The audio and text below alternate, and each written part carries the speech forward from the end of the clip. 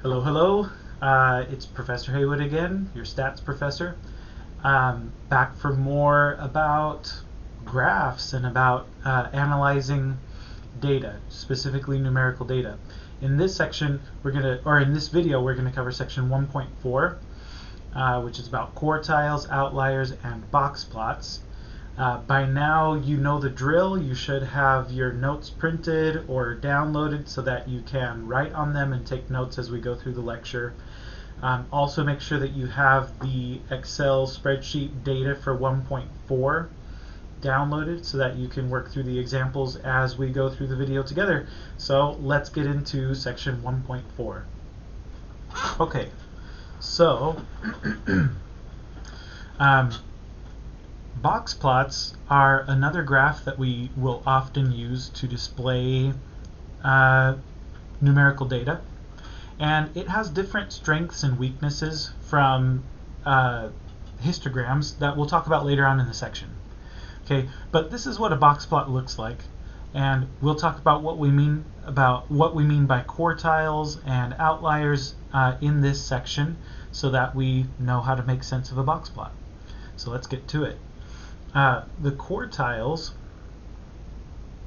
of a data set are the markers that split the data set into 4 chunks with an equal number of observations in each chunk. Okay, so we use the symbols Q1, Q2, and Q3 to denote the first quartile, second quartile, and third quartile respectively. So quartiles will split our data set into 4 equal chunks, right? About 25% of the data are going to be below Q1, about 25% of the data are going to be between Q1 and Q2, right? 25% of the observations will be between Q2 and Q3, and then 25% of them will be above Q3. Something that students find a little bit strange sometimes is that we're talking about quartiles, and so they think there should be 4 of them, but it only takes 3 markers to split your data into 4 chunks, right? So there are only 3 quartiles. To find the quartiles in Excel, we're going to use an Excel function, the quartile.inc. This stands for inclusive. There's another quartile function called quartile.exc, quartile exclusive, and you know, it doesn't really matter which one you use, except for in this course, uniformly, I've decided that we're going to use the quartile.inc function. So I'll show you how to use this function in Excel to calculate some quartiles. Let's practice finding some quartiles by hand and then in Excel.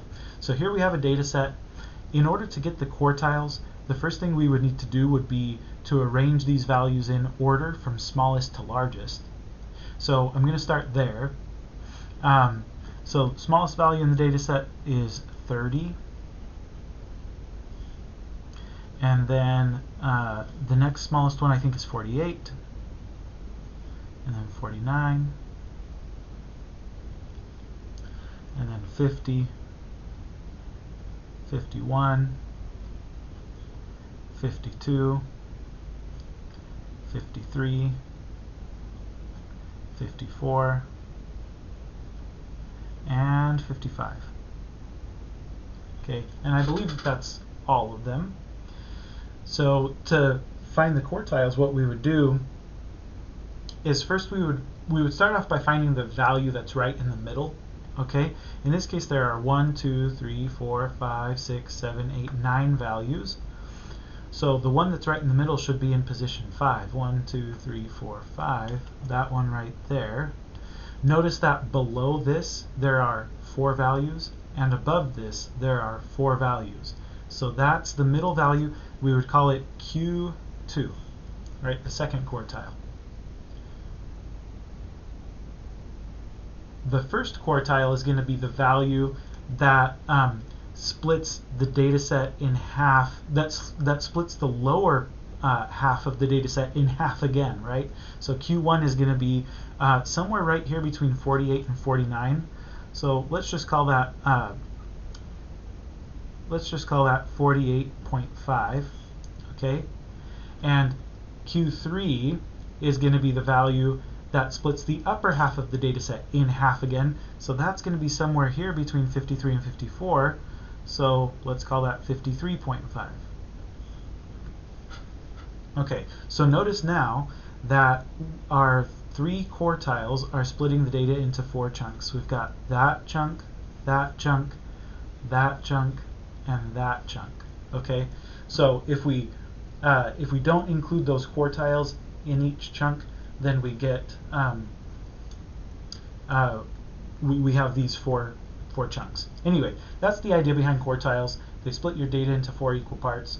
If you're nervous about the about, well, how come you didn't include 51 in any of the chunks, like, don't worry about those nitty-gritty details. The truth is that different textbooks and different programs will use different algorithms for computing the quartiles, and so some and that includes in Excel, for example, right? We talked a second ago about how this is the Excel function we're going to use to compute quartiles, but you could also use the quartile.exc function, and that would also get you quartiles, but it wouldn't get you the same, it wouldn't calculate them in the same way. So let's just practice using this function to compute the quartiles, and they may not end up matching perfectly the quartiles that we've written down here, but they'll be close enough. Okay, so let's head over to Excel and calculate these things. So here we have the data set that we just looked at a second ago. If I want to get the quartiles for this, I'm going to use the quartile.inc function. The way that you use a function in Excel is you're going to click on an empty cell, like this one, and then in order to use a function, you have to first hit the equal sign. So I'm going to say equals, and then I'm just going to start typing in quartile, and you can see that that you have these options for functions that you could use. I want to use the quartile.inc function, so I'm going to just click on that one, or you can arrow down to it and hit tab or something like that, right? But you can also click on it and hit tab. Okay, and now what Excel is asking me to do is to select the range of values that I want to compute the quartiles of. So I'm going to select these numbers. Okay, I just click and drag to get that range, and then finally I need to hit comma and tell Excel which quartile I want. So if I type in 1, that will give me the first quartile. Now I can close the parentheses and hit enter, and it calculates the first quartile for me. I could follow the same process for the second and third quartiles, right? So I can say equals quartile, select quartile.inc, select the range of values that I want to compute the quartile of, and then comma 2 for the second quartile. And then finally for the third quartile, I would say equals quartile, select quartile.inc, select the range of values, and then for the third quartile we would say comma 3. And there we go. So I have my first, second, and third quartile. You can see that they're not exactly the same as the quartiles we calculated by hand. That's okay. I'm going to ask for the quartiles to be done in Excel. Okay, so we're not going to be doing anything by hand in the future. We'll just use Excel to compute the quartiles. Let me just mention that one of probably the main reason that you may be having trouble, if you're having trouble, is because you're forgetting to hit the equal sign. So if I just start typing quartile, you notice that nothing starts popping up, right? It's just not working the way that it should. And that's because I forgot to press the equal sign at the beginning. But if I hit equals and then quartile, now I get the functions popping up, right? And I can work with them as I should be able to. Okay. So in Excel, quartile 1 is 49, quartile 2 is 51, and quartile 3 is 53. Let's write those down. So in Excel, actually, yeah, we'll say from Excel, right, Q1 was actually 49, Q2 was 51, and Q3 was 53.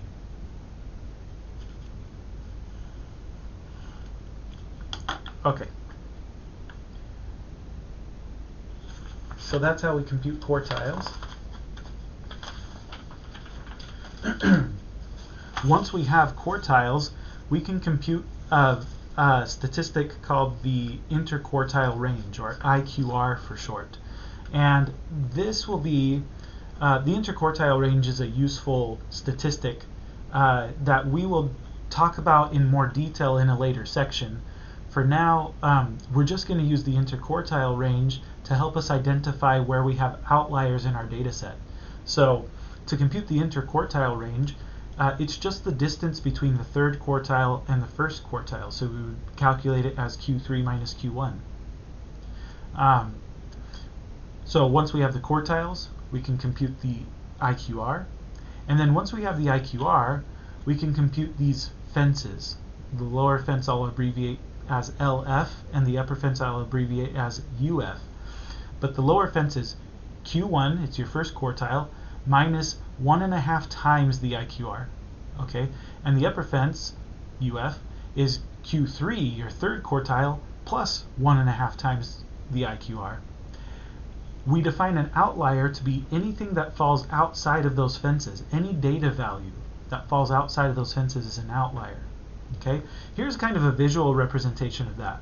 The way that we define these fences and outliers is a little bit arbitrary, but I think it does make some sense. Okay, because if this is Q1 and Q3, 50% of your data are going to fall between Q1 and Q3. All right, so half of your data is going to be in this little range. Now, if I take that distance and add half of it to it back to itself, I might get something like that. And now if I add that to Q3, I end up here at my upper fence. And I think we can agree that any data value that's beyond this upper fence is kind of a strange data value, right? We call it an outlier. And in a similar way, if I take the IQR, Q3 minus Q1, add half of it back to itself, and then subtract that from Q1, I end up down here at the lower fence. And again, I think we would agree that anything less than the lower fence, any data value less than the lower fence, would be kind of strange. It's really far away from where most of the data is. Okay. So when we're checking a data set for outliers, anything could happen in the sense that you might have one outlier, or you might have 0 outliers, or maybe you have 10 outliers, right? Maybe you have 3 outliers below the lower fence and 22 outliers above the upper fence, right? That could happen. The moral of the story is simply that any data value that falls outside of these fences is an outlier, okay? And anything could happen. So to calculate fences and hence find the outliers in a data set, we'll follow this procedure. We'll use Excel to find the first and third quartiles, and then we'll calculate the IQR, calculate the fences.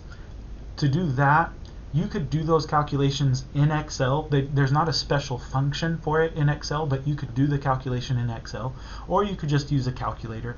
Either way, I want you to show some work so that on a test, if you get the answer wrong, I can still award you some partial credit, right? So I'll show you how I want you to show the work on this. Let's do an example. So for number 2 here, it says, the data below represent the monthly salaries of 16 employees at College of the Sequoias. We're supposed to, in part A, use Excel to find the quartiles of the data set, and then calculate the fences and use them to determine if the data set contains any outliers. So here's some work that I would want you to show on this. To get the quartiles, right, Q3, I would say you're going to do this in Excel, so use the function equals quartile dot INC. Okay, and then you're going to put the range of values, comma, the quartile that you want. So for Q3, I want to put in 3. Okay, and we'll see what Excel gives us for that. For Q1, I would write out the same thing, right? It's going to be a quartile dot INC, and this time I want the first quartile. Let's see what we get. Let's head over to Excel.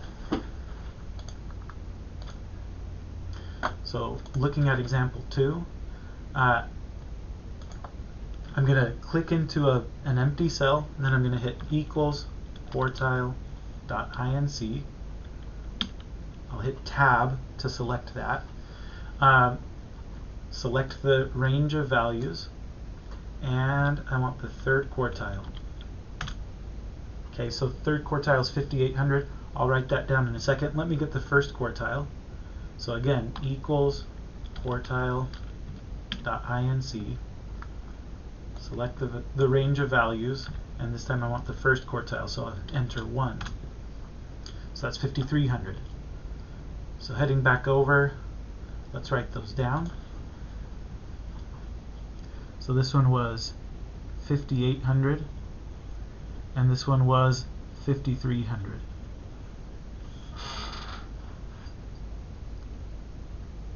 Okay, once I have those quartiles, I can calculate the IQR, right? IQR is just Q3 minus Q1,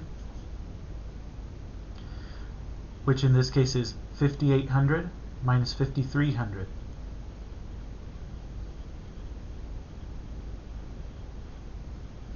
Okay, which comes out to 500.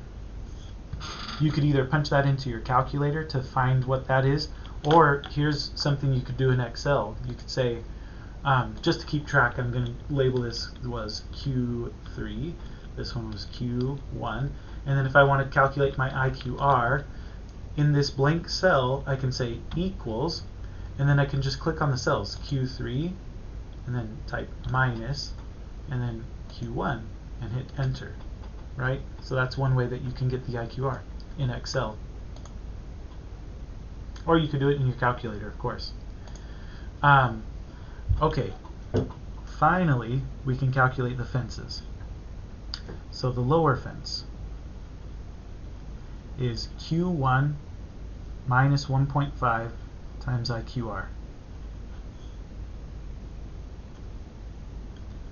That's going to be 5300 minus 1.5 times IQR, 500.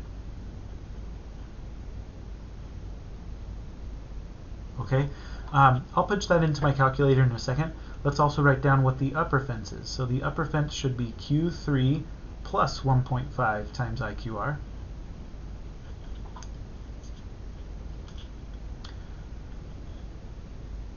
Okay, which in this case is 5800 plus 1.5 times IQR, which is 500. So if I want to do this in Excel, I could do that here, right? Lower fence is going to be Q1, sorry, I have to hit equals first, right? Equals Q1 minus 1.5, and then just use the little asterisk for times IQR. So there's Q1 minus 1.5 times IQR is the lower fence. And for the upper fence, it's going to be equals Q3 plus 1.5 times IQR. Okay, and there's the upper fence. So 4550 and 6550. I'm just writing those down on my sheet of paper. If you were more comfortable doing this in your calculator, you could use a calculator as well, right? You could say for the lower fence it's going to be 5300 minus 1.5 times IQR, okay, 4550. And for the upper fence, 5800 plus 1.5 times IQR, 6550. Okay, so we've got our fences. Finally, we can determine if we have any outliers. So remember, an outlier is anything that any value in the data set that is beyond these values, so lower than the lower fence or greater than the upper fence. So looking through my data, this data set is already in order from smallest to largest. So to find any values less than 4550 is pretty easy. This one is an outlier for sure, right? It's less than 4550. This one's not an outlier. Okay, 4900 is not an outlier, but 2200 is. On the upper end, I need to try to find any values that are above 6550, okay, and that would include 6800 and 7200, so those are both outliers, right? So 6000 is not an outlier, but 6800 is. So my outliers are 2200, 6800, and 7200.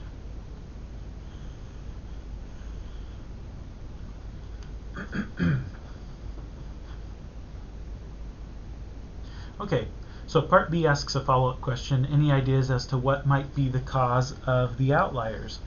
And I don't think there are any right or wrong answers to this question necessarily, but I'll let you pause and kind of think about why there might be outliers here. Again, remember that this data set represents the salaries of the monthly salaries of 16 employees at College of the Sequoias.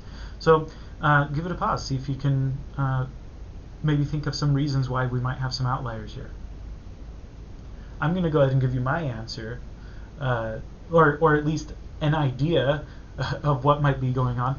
I feel like this person who makes $2,200 a month is probably a part-time employee, and so that would explain why their salary is so much lower than everybody else's. Now, I could be wrong about that, but I think that may be an explanation as to why they're making so little in comparison with everyone else. As for these individuals on the upper end of the spectrum, I don't really have a good explanation for that, other than, you know, they probably just have, either they have more seniority and so they're higher up on the pay scale, or you know, they just have a different position. They have a more senior position, and so they're higher up on the pay scale. So these people are maybe some kind of supervisors, I guess. By the way, this data is made up.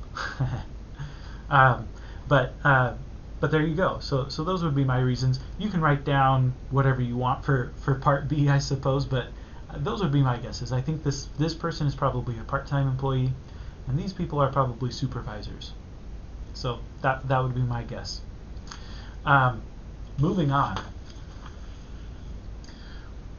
Once we're able to identify the quartiles of a data set and the outliers in a data set, then we can give a box plot, okay? Which was sort of the whole purpose of covering this section to begin with, okay?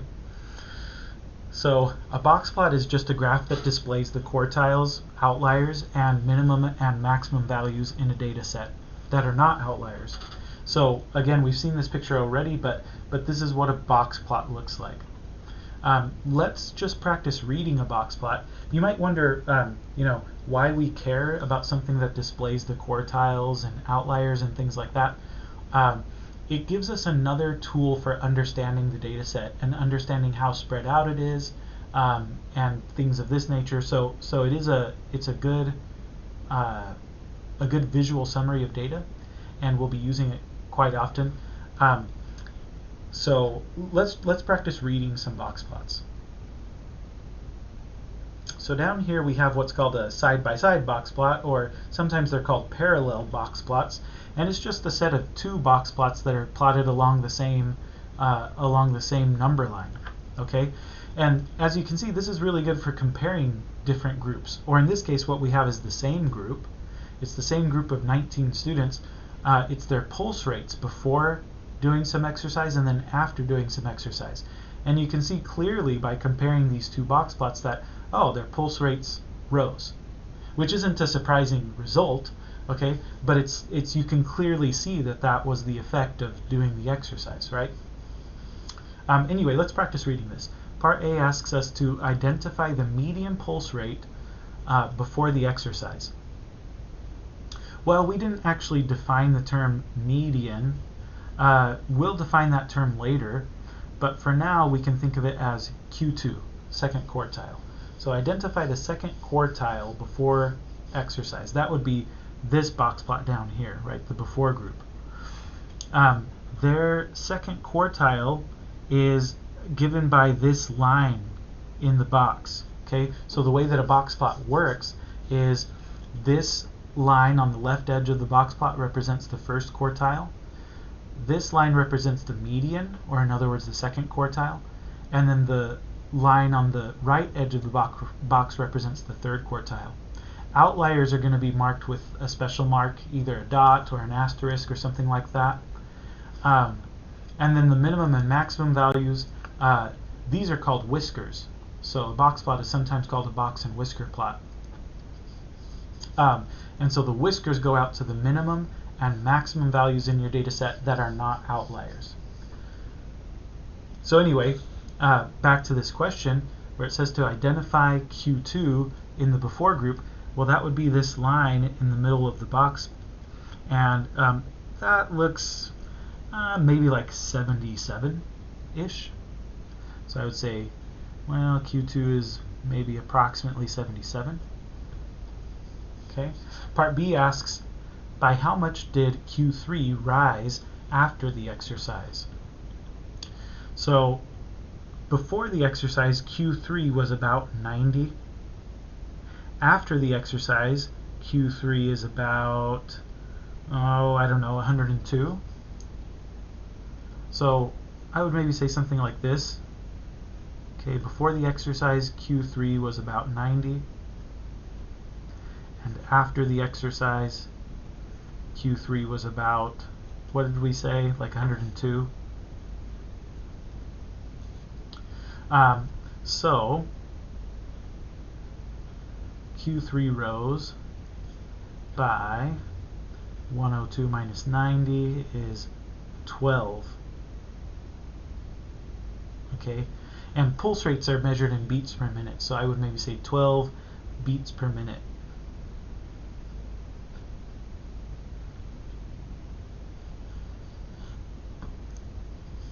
Okay, and then part C, after the exercise, what was the maximum pulse rate that wasn't an outlier?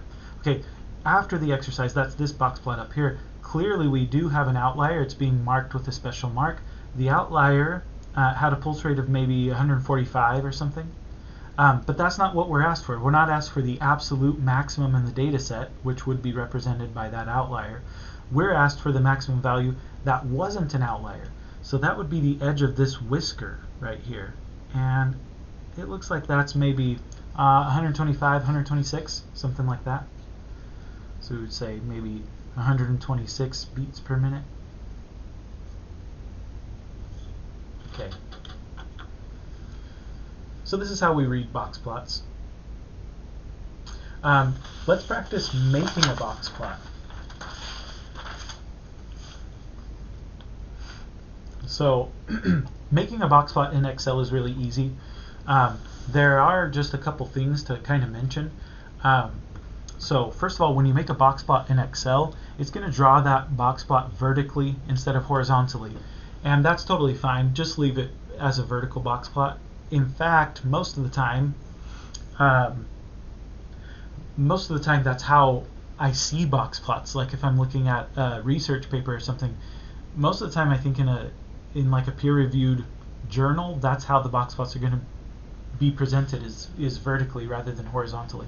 So yeah, totally fine to leave them vertical. Excel will mark the mean with an X. Now, we haven't talked about the mean. We're going to talk about that in a later section, along with the median, which I've mentioned earlier. But it's really hard to see from the printout here, but there's a little X right there, and that represents the mean of the data set. Okay, but let's practice making one of these in Excel. Okay, Number 4 here says, below are the recorded speeds in miles per hour of 14 randomly selected vehicles on Walnut Avenue between Ben Maddox Way and Santa Fe Street in Visalia, California. So here we have the speeds, the recorded speeds. We're asked to use Excel to reproduce this box plot. And then once we have the box plot, we can use the graph to answer questions like, are there any outliers? What's Q2? What's the IQR? So let's head over to Excel and make a box plot out of this data set.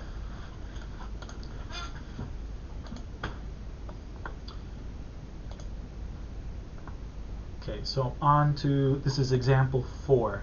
So this speeds example.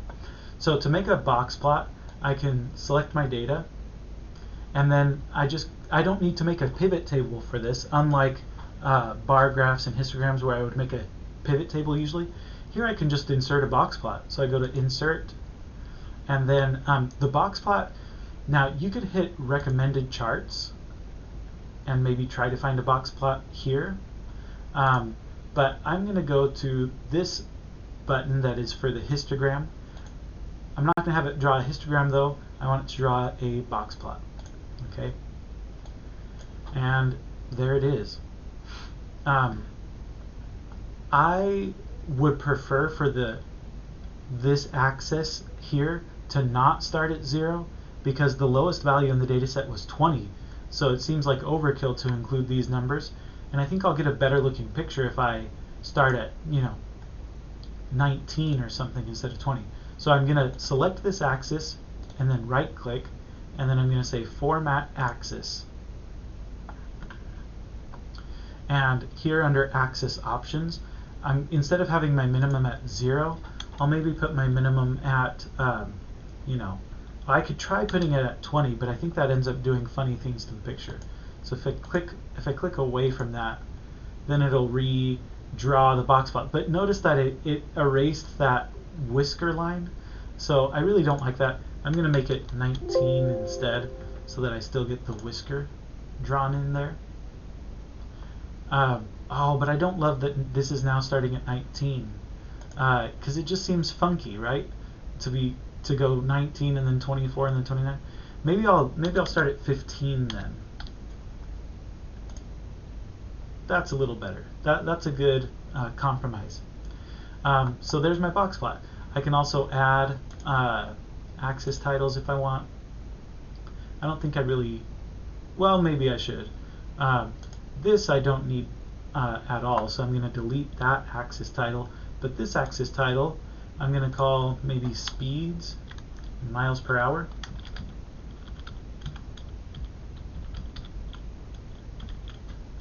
And of course I can give the chart a title, right?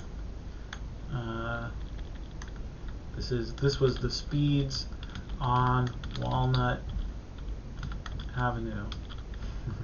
Something like that. Okay. And so there you go, right? That's how you make a box plot in Excel. I think you can see a little bit more clearly now the X. In fact, maybe I'll change the color just to make it that much easier to see. Right, so you can see the X there representing the mean. But that's how we create a box plot. Oh, we were asked to answer some questions now. So the first question is, are there any outliers? And there aren't. You can see clearly here there are no dots or any special marks outside of the whiskers indicating the presence of outliers. And so we would say no, there are no outliers. So I'm just going to write no for part A. And isn't that much nicer than doing the work by hand to try to see if there are outliers? I mean, it's so much quicker to just look at a box plot and then you can say no, there are no outliers. Part B asks, what's Q2? Again, that's this line in the center, and it looks like Q2 is approximately like 32 and a half, so 32.5. I'm going to write 32.5 for part B. Q2 equals 32.5. And then part C asks, what's the IQR? Well, it's kind of hard to tell exactly what Q3 is. If you hover your cursor over Q3, then it will give you that value. It's saying, sorry, Q1 is where I'm hovered over. So it's saying Q1 is 27.75 and Q3 would be 38.25. Another way that you could see that is I think you can add data labels and then it'll put those numbers on for us. Okay, so that's kind of nice. So it would be 38.25 minus 27.75. Okay. So IQR is 38.25 minus 27.75. Okay. And we could punch that into our calculator and see how much that is. 38.25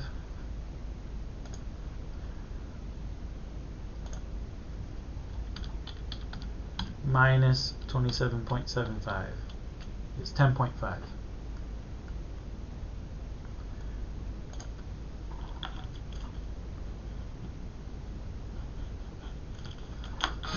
Okay, so pretty nice, right?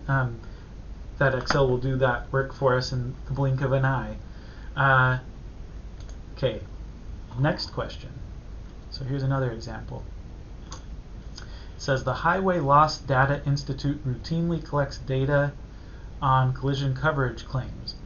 Collision coverage insures against physical damage to an insured individual's vehicle. The data below in dollars represent a random sample of 18 collision coverage claims. And we're supposed to use Excel to draw a box plot and then use that box plot to answer some questions like which values are outliers, what's the largest value, etc. So let's head over to Excel and make a box plot out of this data. So we're on example 5. Okay, I'm just going to select the data set and insert a box plot. Okay, we've definitely got outliers now, right? And it's going to be kind of difficult to make this graph all that much better because my lowest value is 530 and my axis is being scaled by the thousands, so I don't think I'm really going to get a much better looking picture than this. You can always resize the graph though. If I just click and drag on this, I can make it a little bit longer and get a little more detail out of the graph this way. So that's a little bit better. So now let's answer some questions. Part A asks, what's the largest value? Well, clearly it would be this value right here, right? Maybe I'll add data labels just to make answering these questions a little bit easier. So yeah, the largest value is $7,200. So I'll write that down. That's $7,200, right? So that was the largest. That was the largest collision coverage claim, $7,200. Part B asks, which values are outliers? Well, I've got 4 of them. I've got an outlier of 530, 2,200, 6,800, and 7,200. So we'll write down those. 530, 2,200, 6,800, and 7,200. Okay, so I'm just writing down these values as I go, right? Okay, next question, part C. What is the largest value that is not an outlier? Well, 7,200 is the largest value, period, but it's an outlier, right? 6,800 is the next largest value, but it's also an outlier. But if I go down to 6,000, okay, now I have the largest value that is not an outlier. Okay, so it would be $6,000.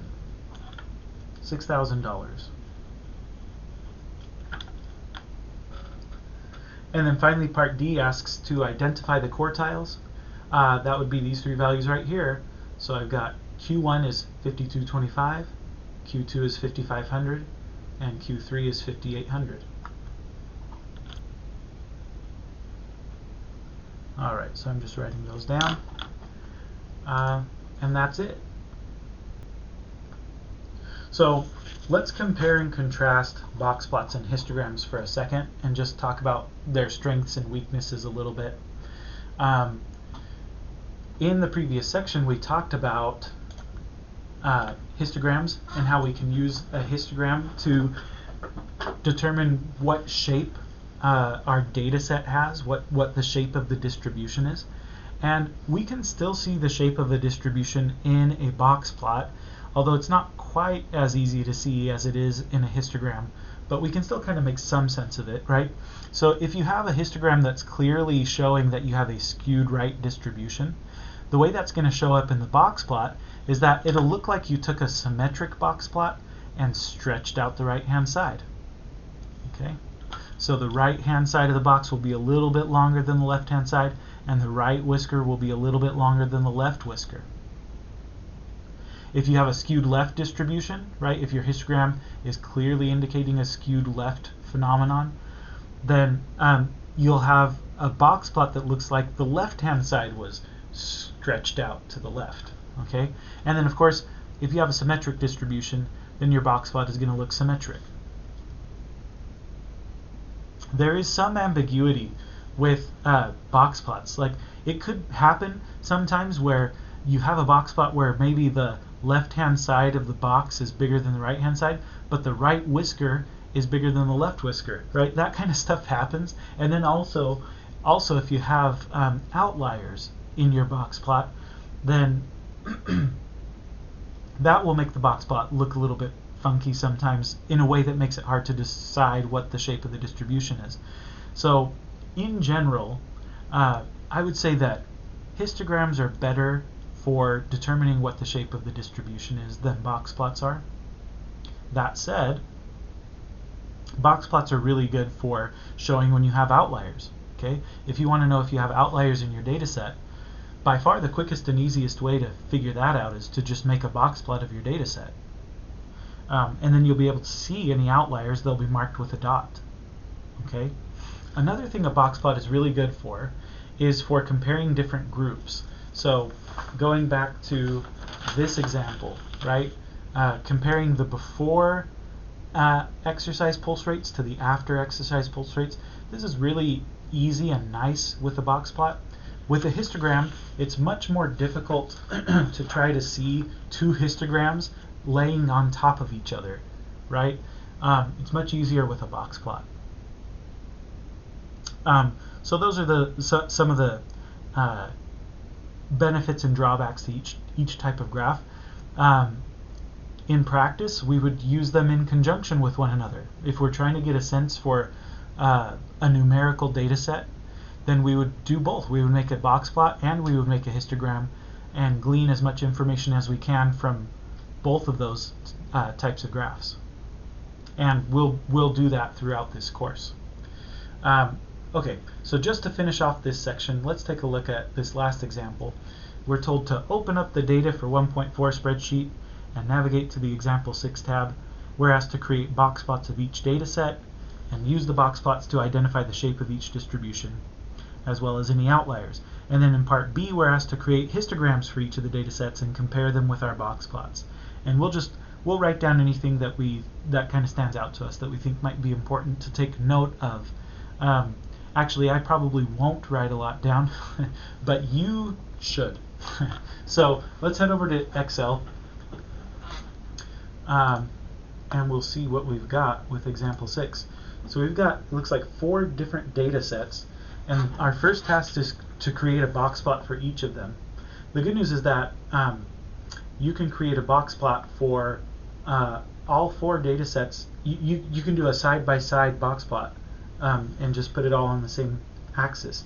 So I'm going to hit Control A. That'll select all of the data in all 4 columns. Or you could just click and drag and get all of the columns in there. And now I'm just going to go to Insert and Box Plot. And there you go, just like that. I've got a box plot for all 4 of these data sets. I'm going to make this a little bigger.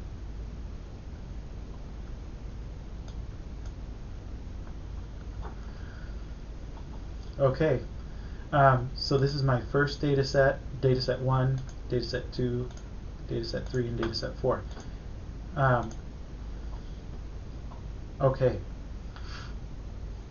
so talking about the shape of the distribution, looking at dataset 1, I would call this a pretty symmetric distribution. The whiskers are about the same length, the boxes are approximately equal in size, so I would say dataset 1 is symmetric. Dataset 2, on the other hand, the right whisker, or top whisker, is longer than the bottom one, and the top part of the box is longer than the bottom part of the box. So I would say it looks like somebody took a symmetric distribution and stretched out the top part of it, or the right part of it. So I would call this a right skewed distribution. So this one's skewed right for sure. For the third data set, I would say just the opposite, right? This whisker is smaller than this whisker, and this side of the box is smaller than this side of the box. So this one I would say is skewed left. Okay. And then finally for data set 4, this is where I would point out that there's some ambiguity here. Like, it's not clear to me because the bottom whisker is bigger than the top whisker, but the bottom box is smaller than the top box. So it's kind of ambiguous, and I think the best thing to do in that case would be to just look at a histogram of this last data set to really figure out what the shape of the distribution is there. As far as outliers are concerned, none of the datasets have any outliers except for dataset 3. Dataset 3 has 3 outliers, and they're all below the lower fence. Okay, so we can maybe make some observations here. So I would say dataset 1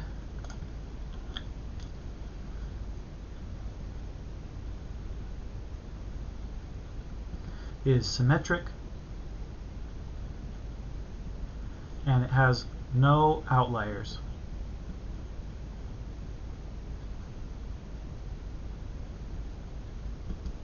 Dataset 2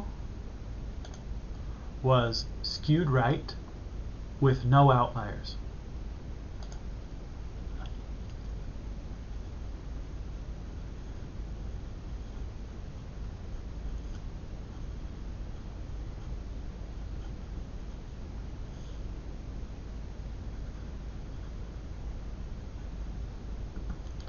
Dataset 3 was skewed to the left with 3 outliers, and those outliers are 18, 22, and 23.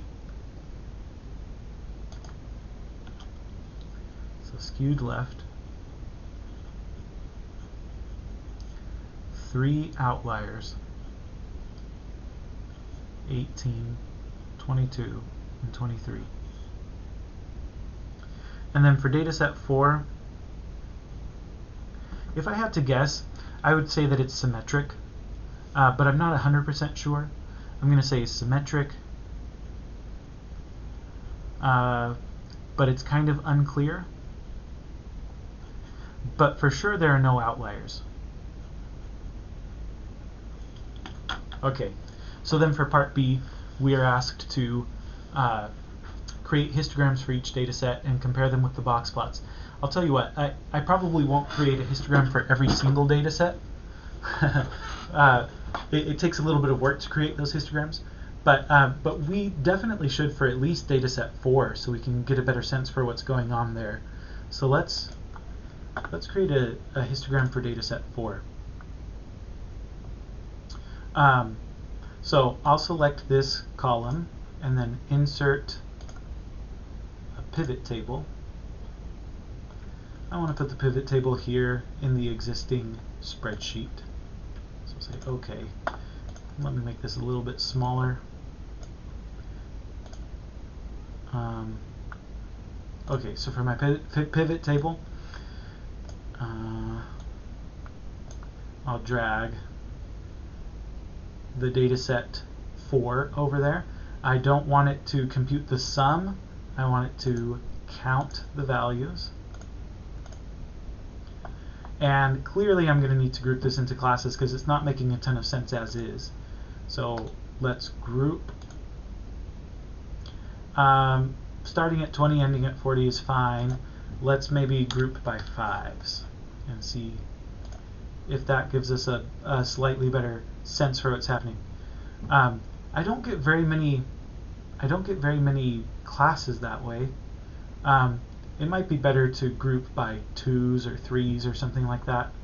Let me try again. Let's go by 3s. See if I get something slightly nicer. Okay, that might work. So let me insert a histogram now.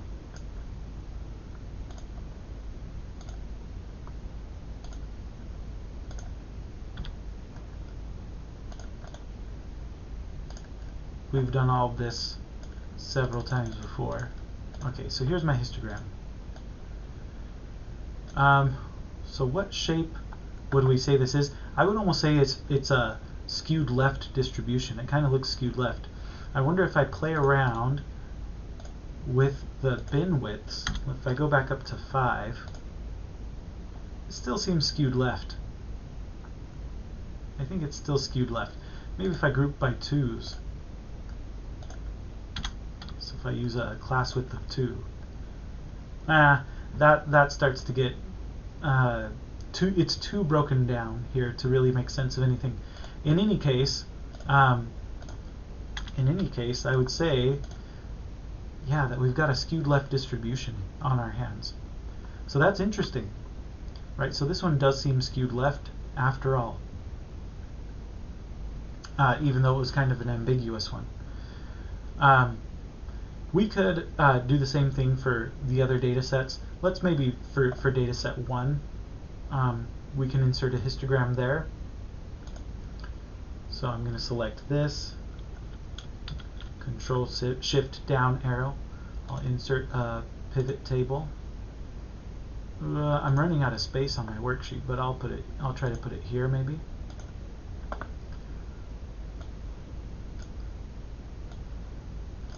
And then same thing, I want to count the values, not add them up. And I'm definitely going to want to group into classes, so let's group by 10s. Sure, let's just see. Oh yeah, that seems like a pretty good grouping. And now I'll insert a histogram. Let me get rid of this one. So we'll insert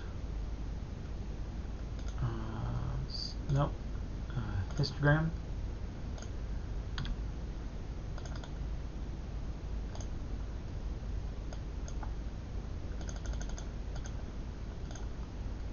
And there we go. Yeah, that looks pretty spot on symmetric. You're not going to get much more symmetric than that in the real world. So yeah, that corresponds nicely to this symmetric looking box plot as well.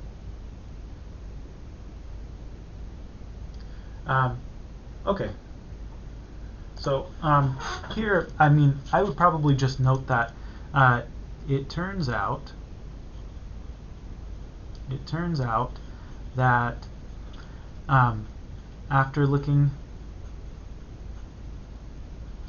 at a histogram,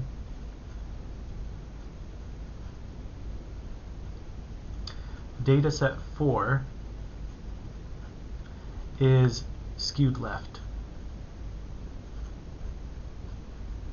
right? Not symmetric like we thought.